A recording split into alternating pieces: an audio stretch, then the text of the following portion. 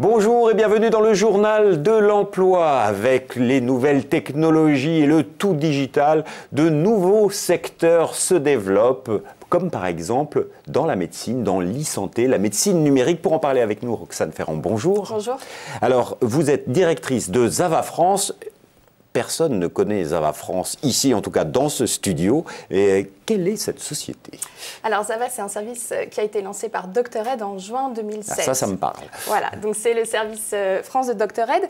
Chez Doctoraid, on fait de la téléconsultation depuis 6 ans déjà, dans 6 pays d'Europe.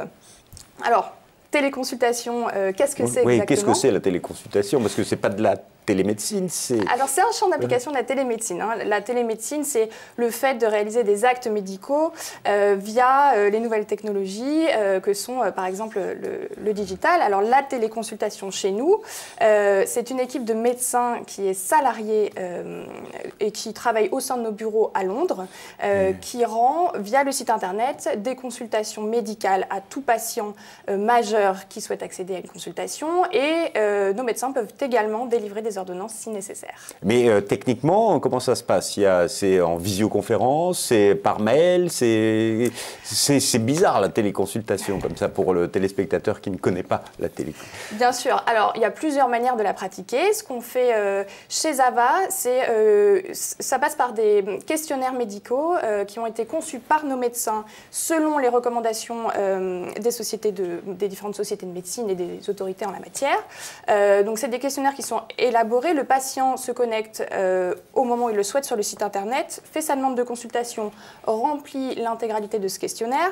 Ensuite, le médecin, durant ses horaires de travail, va analyser toutes ces informations, va revenir vers le patient s'il y a besoin d'explications complémentaires, une question à poser, etc.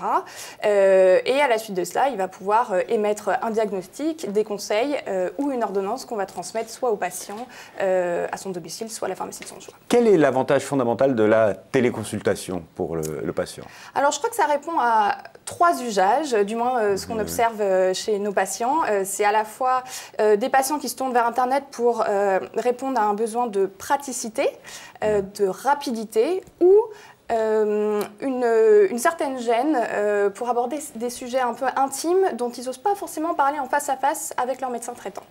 Et aujourd'hui, la téléconsultation, elle en est où en France? Ça commence, on en est au balbutiement, ça se développe Alors, il y a en France beaucoup d'offres sur le téléconseil, principalement aujourd'hui. Il n'y a pas d'offres comme la nôtre qui permettent d'accéder vraiment à une téléconsultation sans passer, qui s'adresse vraiment à tous, quoi. C'est-à-dire que vous comme moi, on peut se connecter demain sur le site pour accéder à cette consultation médicale. C'est vraiment le tout début.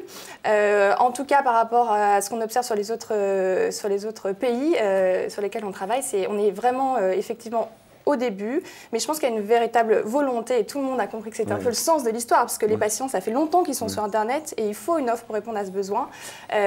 Donc ça va se développer. Donc la téléconsultation, elle existe véritablement dans d'autres pays d'Europe et en France, elle se développe, ce qui fait que votre société se développe. Absolument. Et donc j'imagine que vous recrutez. Absolument. Alors, effectivement, cette année... Parce qu'on est dans le journal de l'emploi, donc racontez-nous, vous êtes en plein développement, vous cherchez quel type de profil et pour quel type de métier? Alors, on ouvre 38 postes cette année. Alors déjà, pourquoi 38 postes? L'année dernière, on a réalisé 500 000 consultations en ligne. Pour vous donner une idée, l'année d'avant, c'était 300 000. Et d'ici 2019, on espère faire 1 500 000 consultations. Oui, donc ça se développe vraiment, la téléconsultation. Ça se développe vraiment. Je crois vraiment que les patients sont là, il y a un besoin et il faut y répondre. Comment est-ce qu'on fait maintenant au niveau de l'équipe pour supporter et accompagner cette croissance? On ouvrira donc 38 postes cette année.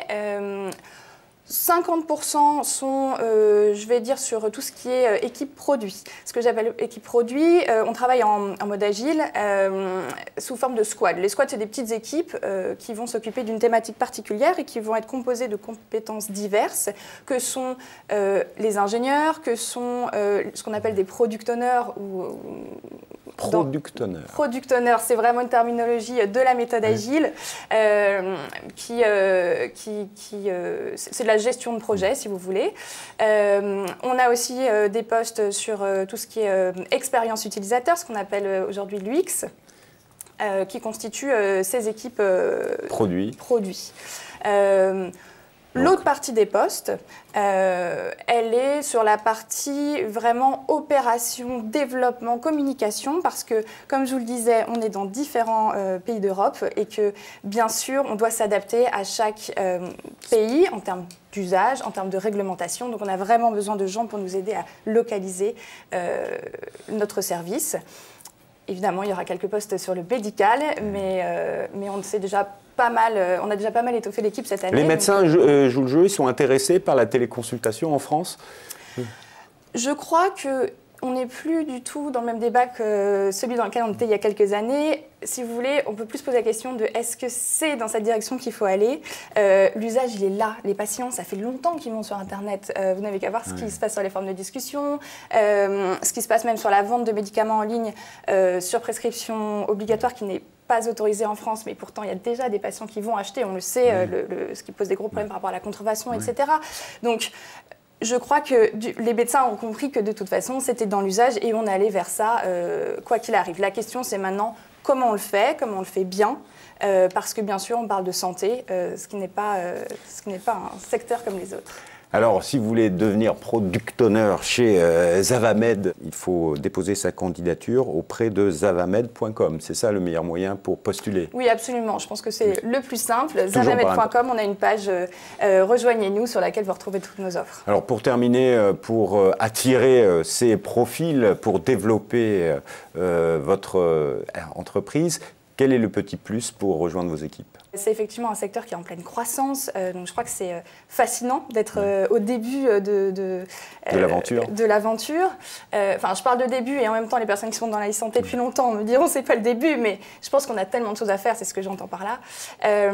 C'est très enrichissant de travailler au sein de la même structure pour nous, à la fois avec des médecins et des experts du digital. Ce sont deux secteurs d'expertise et c'est très intéressant de pouvoir apprendre les uns des autres. Et en plus, on a cette dimension européenne qui rajoute un intérêt culturel à l'ensemble. L'émission se termine, vous nous avez donné envie de venir travailler chez Zava France, à Londres. Une belle expérience, une entreprise qui est dirigée par une femme, et oui, c'est rare de voir des dirigeantes d'entreprise, et ça nous fait plaisir. Merci beaucoup pour toutes ces informations. Quant à nous, on se retrouve bientôt pour un nouveau journal de l'emploi. Au revoir et à bientôt.